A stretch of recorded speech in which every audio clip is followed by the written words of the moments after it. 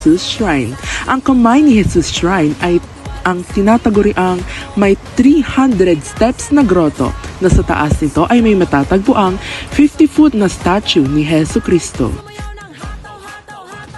Ang cultural site na ito ay sumisimbolo ng pananampalataya ng mga Pilipinong Kristiyano sa Lukban. Nais mo ba ng kasiyahan habang nakakakita ng magagandang palamuti at dekorasyon? Halina rin sa Pahiyas Festival ng Lukban, Quezon. Ang Pahiyas Festival ay sumisimbolo sa magandang ani ng mga magsasaka at ng mga pang-agrikulturang produkto. Ito ay ginugunita kasabay ng paggunita sa pista ng mahal nilang patron na si San Isidro Labrador.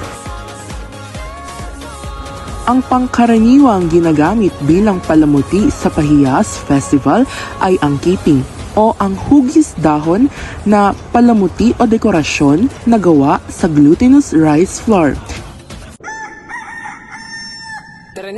Hindi makukumpleto ang isang fiesta kung walang nagsasayawan, nag-iindakan at nagnyunyug-nyugan. Halina rin sa Nyug-Nyugan Festival ng Quezon. Ang kilos, sayaw at paglikha ng mga kilos ng mga mananayaw ay sumisimbolo sa pagyugyog ng mga puno ng nyog o mga buko.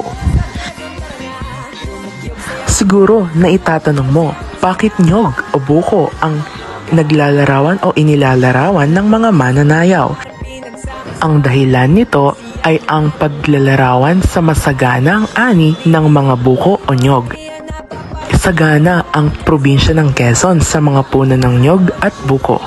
Ang mga ilan dito ay ginagawa nilang lambanog na siyang sikat at talaga namang tinatagayan ng mga taga-Quezon.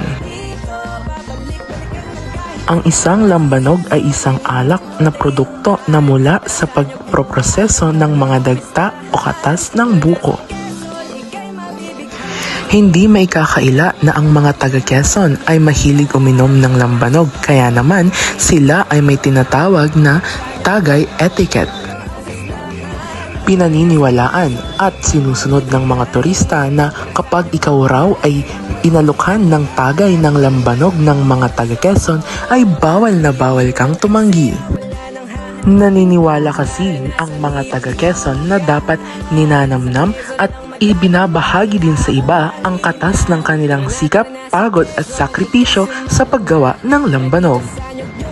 May mga ilan ring nagsasabi kaya daw ito ginagawa ng mga taga-Quezon ay upang ibahagi o ipakita ang kanilang hospitalities